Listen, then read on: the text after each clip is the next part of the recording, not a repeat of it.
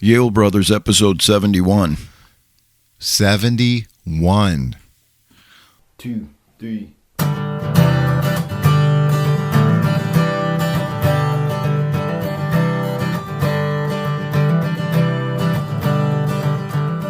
I can't take it when you tell me about the shape you're in, and I can't fake it when you say let's try again. Cause I remember when you asked me to stay, used to say, put your arms around me, keep me safe, wrap your arms around me, keep me warm, wrap your arms around me when it feels so cold.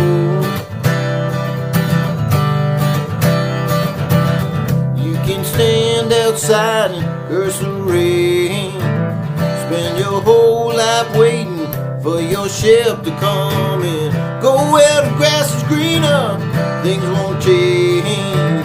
Cause I remember when you used to say, hey, wrap your arms around me, keep me warm, wrap your arms around me when it feels so cold.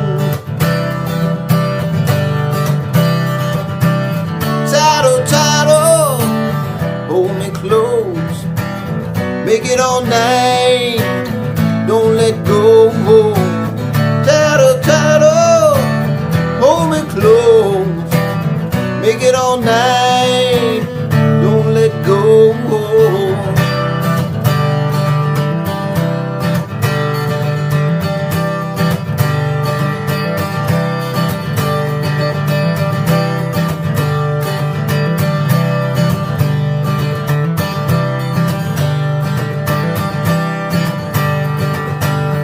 Wrap your arms around me, keep me warm. Wrap your arms around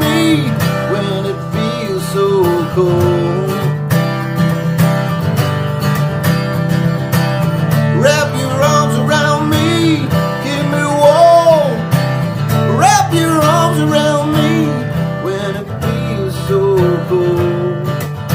So cold, so cold. Tighter, tighter, baby. So cold. Tighter, tighter, baby. Tighter, tighter.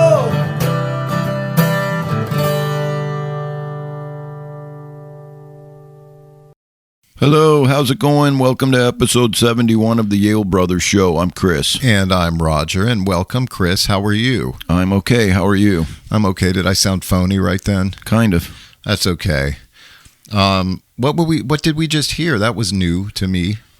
It was Doug McKelley's song Tighter that I found a workup I was doing. Excuse me. And yeah, so there, I love that song. We had a recording of it. I don't know what happened to it, but that's just a 2-track I was working on. Oh, it sounds nice, man. It's a great song. How long ago do you guys do that? That one was that I recorded that in 2009, but it was way older than that. That's the 90s. Oh my God, that's cool. Okay. Mm-hmm.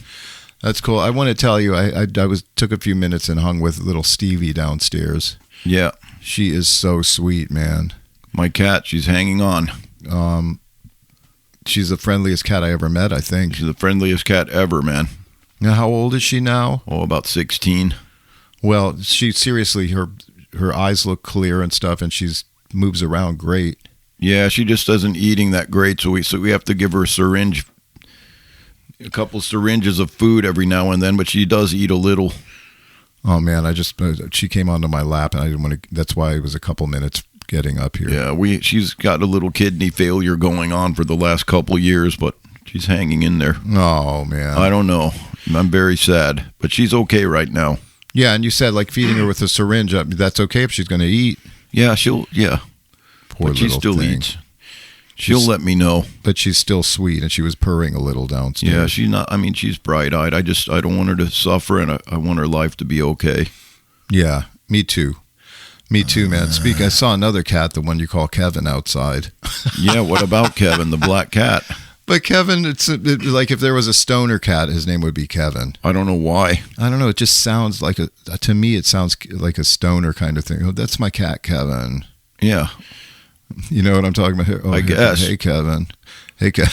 Or he's a stoner friend who comes, hey, Kevin, what's going on? I don't know. It just struck me that way. Yeah. And that's Kevin. No, He's a trip. He is a Kevin trip. And I think I'm really an introvert pretending to be an extrovert. Okay. You know what I mean? I don't know if you say so. I was talking to our friend Dale in the lounge, and we were talking about that. I really think that I'm a little more over the top and sometimes come off phony because I'm really an introvert. Okay. There you go.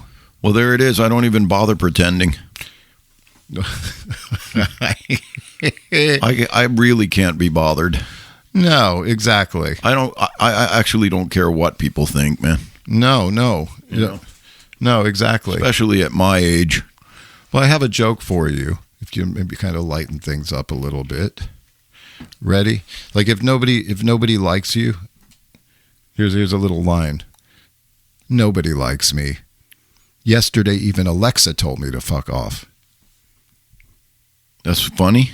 Where's the joke? Oh, jeez. Oh, gee, that's so good. I mean, it was lovey-dovey. It's a good line. You get it because Alexa's not even a person. You get it? You get it?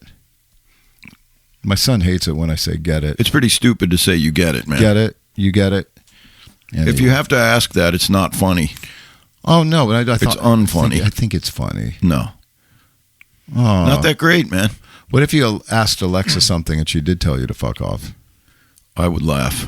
That would be like a ghost in the machine. That would be funny. But it's not. My joke isn't funny, but that would be funny. It's pretty funny, but there you go.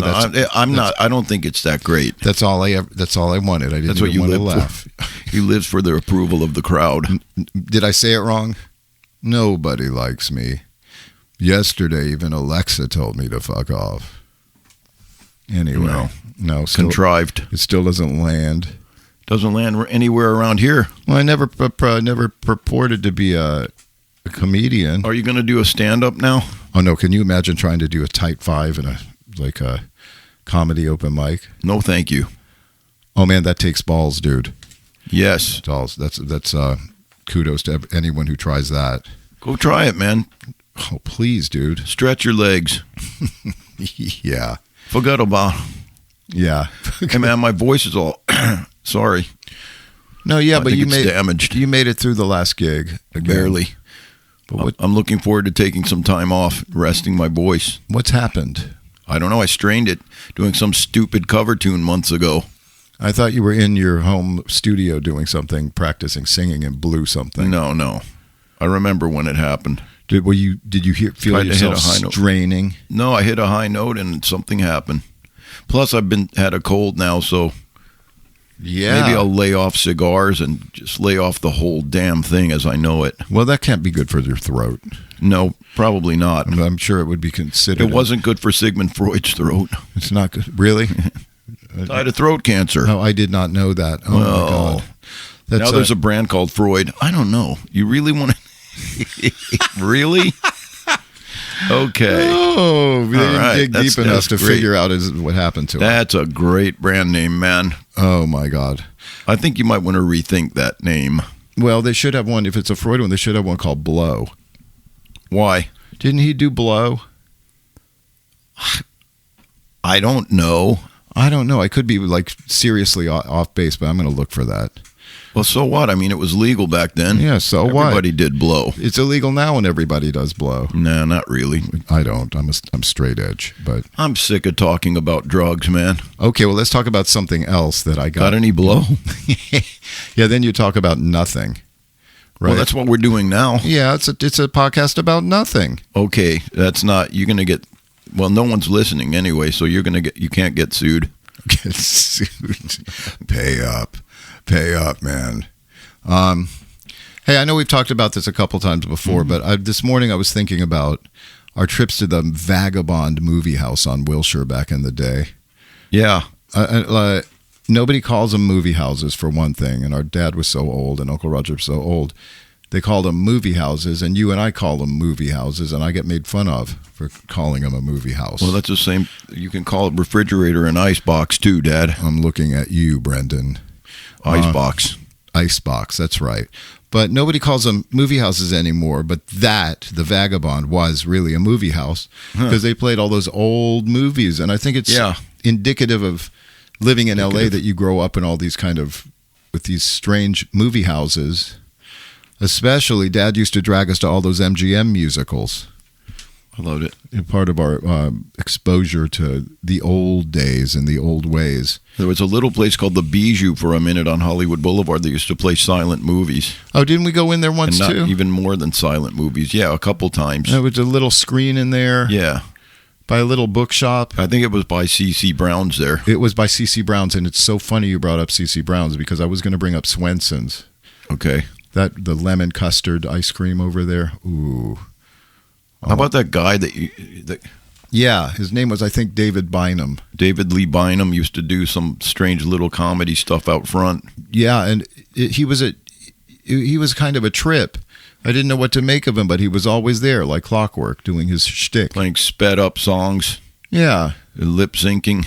I think I'm sure he's out there. People have talked about him, but I want to see if he is on the interwebs.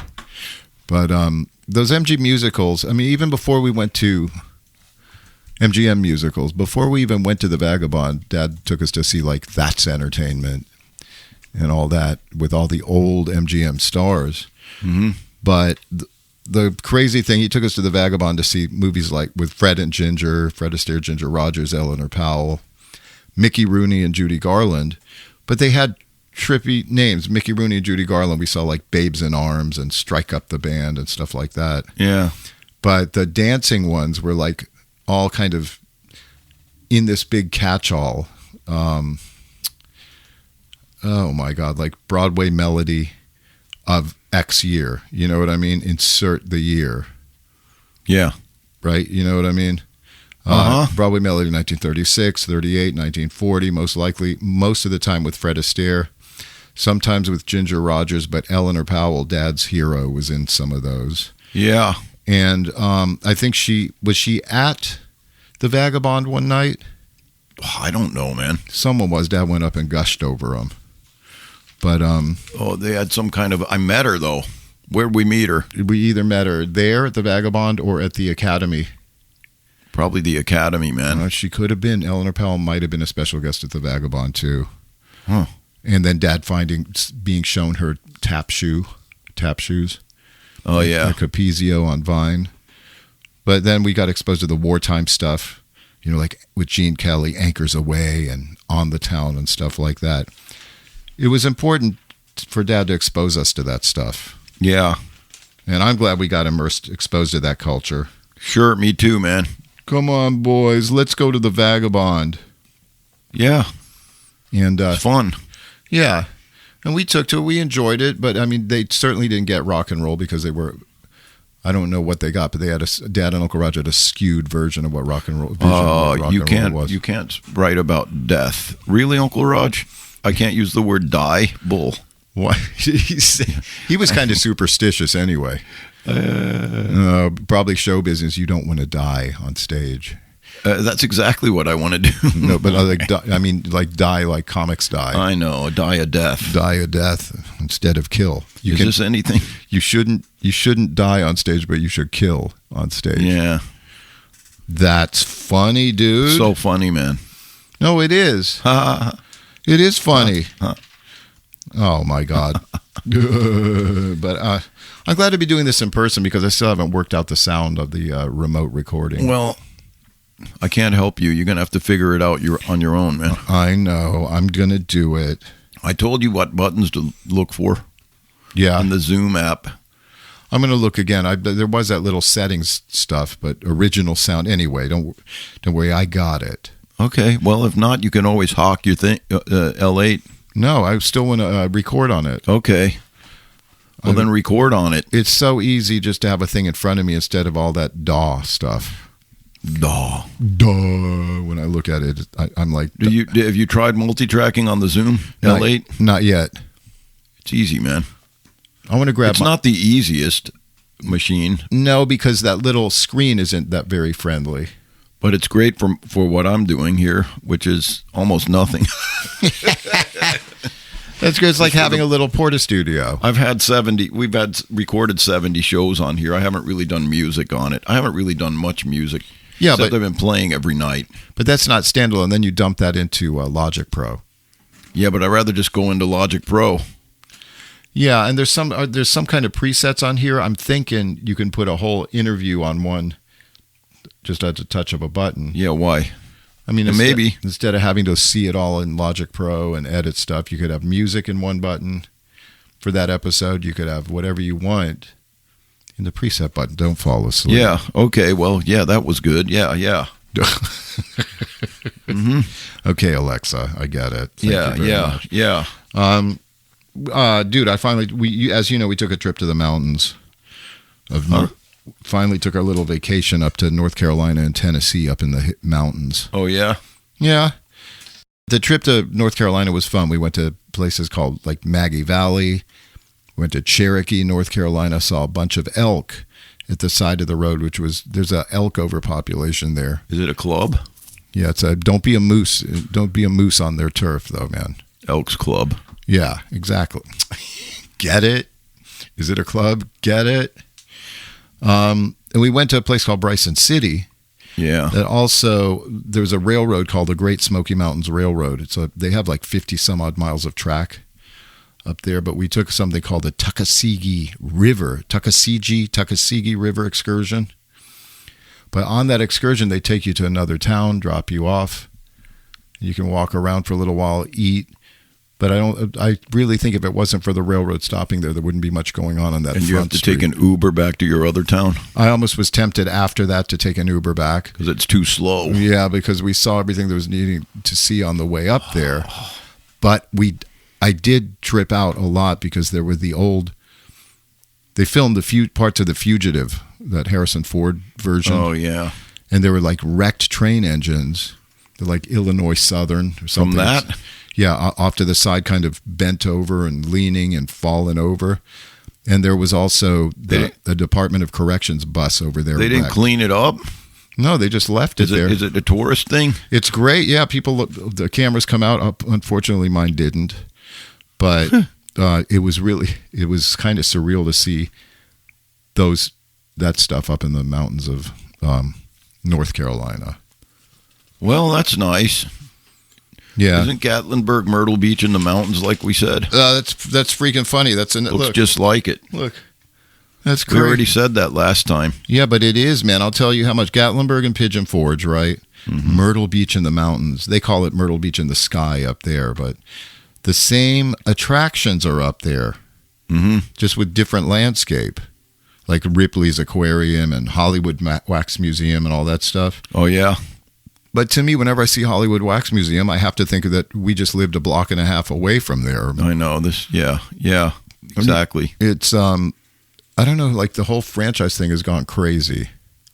Oh, yeah, for sure, man. It's ridiculous corporate bullshit. But that was fun. I mean, going into the original one and all that. Yeah, maybe once or twice. Yeah. Oh, and by the way, we got pitched for a timeshare when we were at Gatlinburg. And this lady goes, well, yeah. I got transferred from Myrtle Beach to Gatlinburg, and I'm like, oh, duh, it feels like I'm in Myrtle Beach right now. Anyway, and you listened to her? No, I said she knew I was from Myrtle Beach, right? And she knew we were from Myrtle Beach, and she kept on. I think part of the end game is to keep people there as long as possible, engaged in conversation. Yeah, of course. But anyway, I said, and when she was done, I said, "Yep, Myrtle Beach."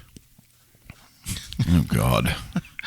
Myrtle Beach, another can of worms. Oh, but it's funny that it's the same thing. It's the same ridiculous thing, actually.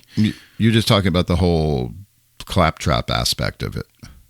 Yeah, pretty much. That's all I see. That's all I see. Here, David Lee Bynum, I think this guy born December 4th, 1933, died June 23rd, 1995. I'm An sure. actor known for Lethal Weapon. He was a homeless guy. Was that? That would make sense to me. I don't know for sure. I'm sure it's that dude. I'm sure it's him. David Lee Bynum. Yeah, I'm sure that's him, man. Maybe. Oh, that's cool. Anyway. But he kind of like you wanted to watch what he was doing because he was different. Weird. Yeah, different, man. Scary. Different is nice, but it sure isn't pretty. Pretty is what it's about. Oh, boy. No. Oh, man. Jeez. Yeah, seriously. What's with all the show tunes, man? I don't know. Always. I never met anyone who was different who couldn't figure that out. I know all these things, but...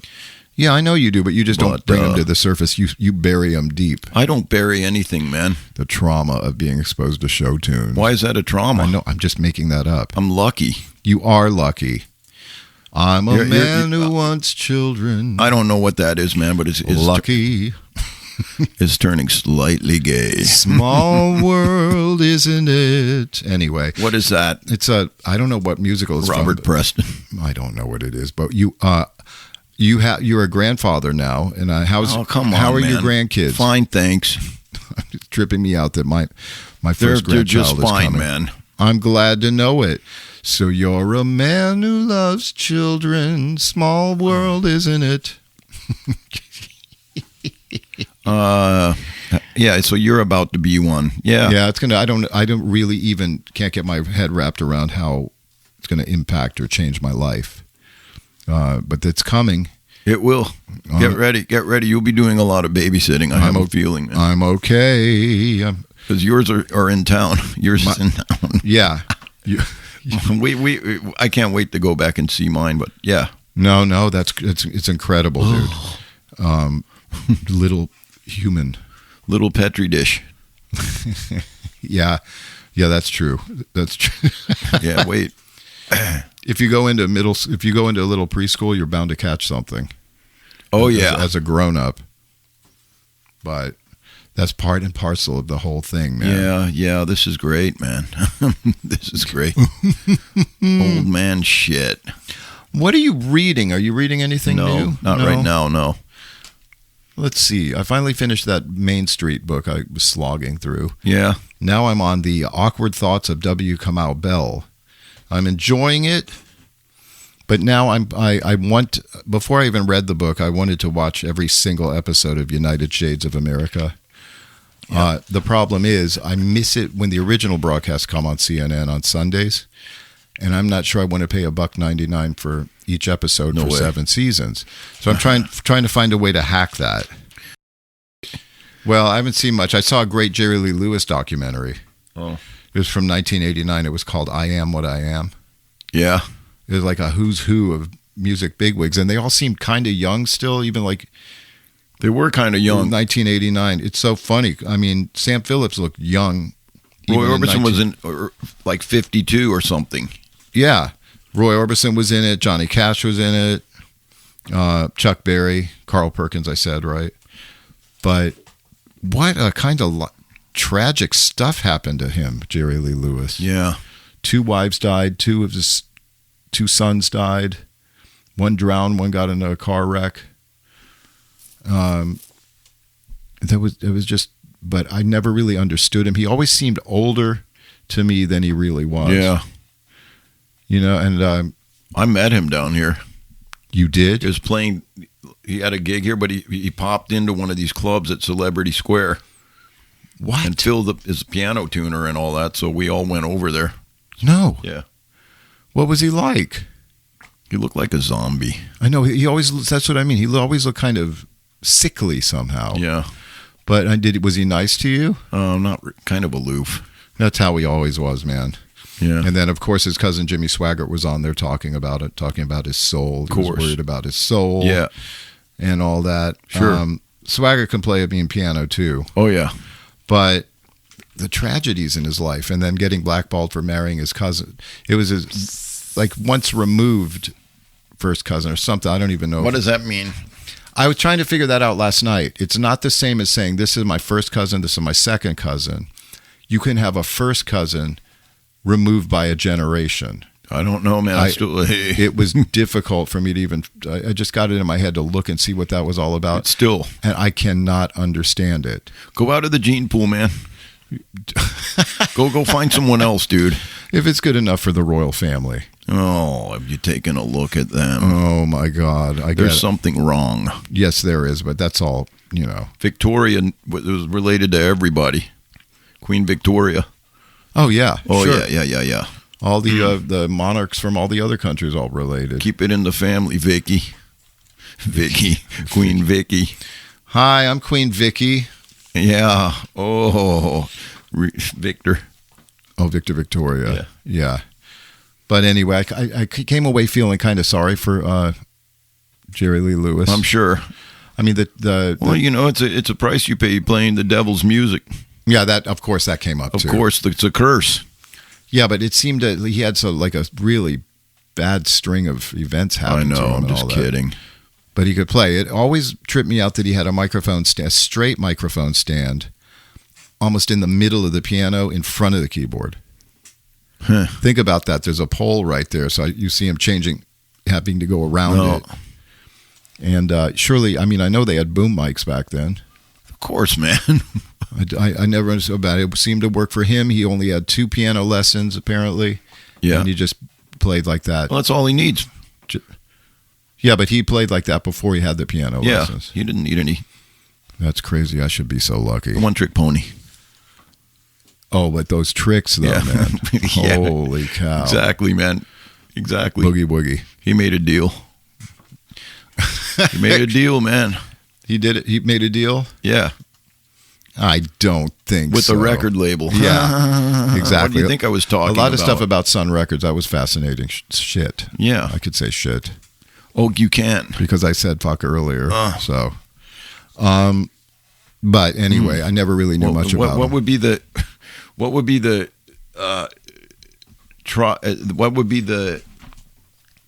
yeah? What would be the trinity of cuss words?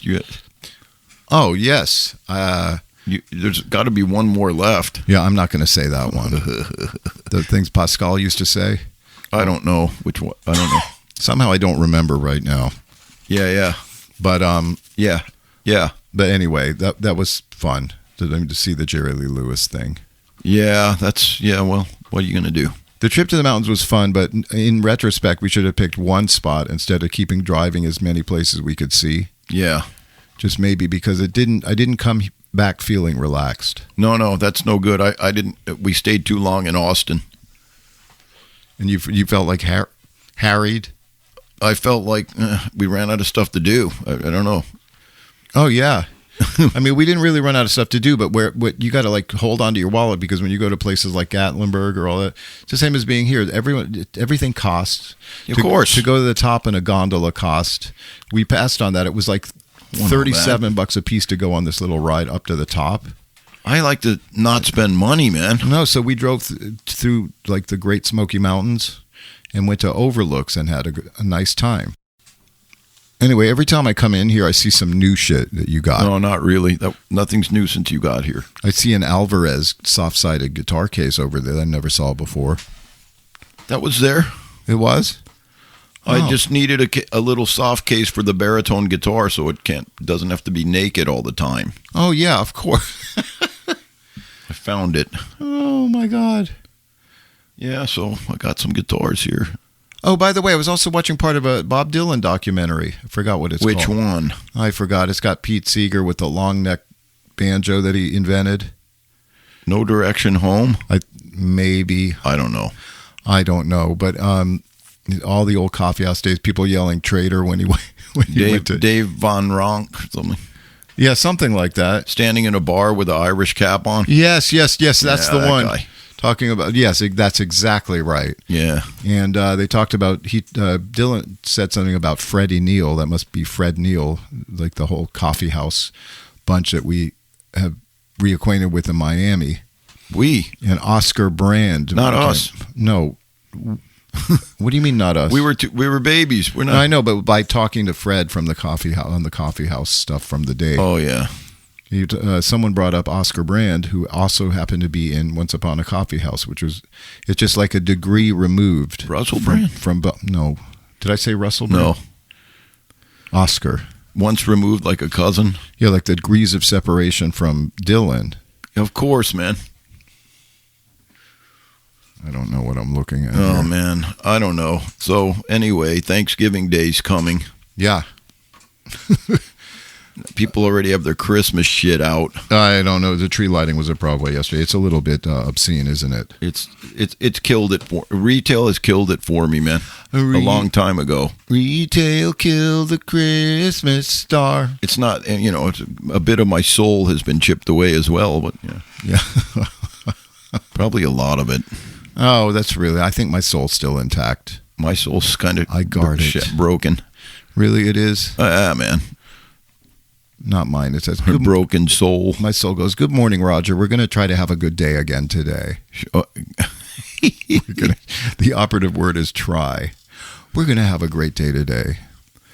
Mine says, go back to sleep. Oh, my soul. Go back to sleep, man. Ain't nothing going on today.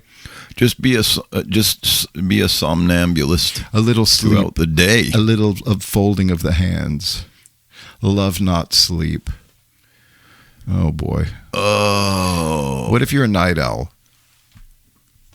A little sleep, a little slumber, a little folding hands to rest. Yes.